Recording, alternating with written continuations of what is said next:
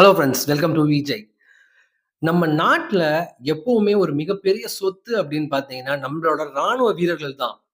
நம்மளோட ராணுவ வீரர்கள கௌரவப்படுத்தும் விதமா டிசம்பர் 7ஆம் தேதி 1949லிருந்து ஆர்ம்டு ஃபோர்ஸ் ஃபிளாக் டே அப்படிங்கிறத செலிப்ரேட் பண்ணிட்டு இருக்கோம்.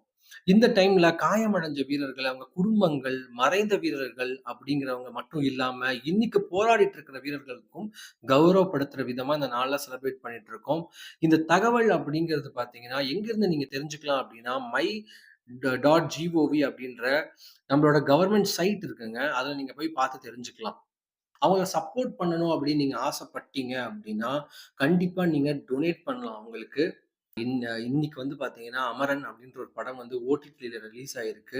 அதே டைம்ல அந்த படத்துல ராணுவ வீரர்களோட கஷ்டங்கள் என்ன அப்படிங்கிறத அந்த படத்துல நீங்க ஃபுல்லா பார்த்திருப்பீங்க.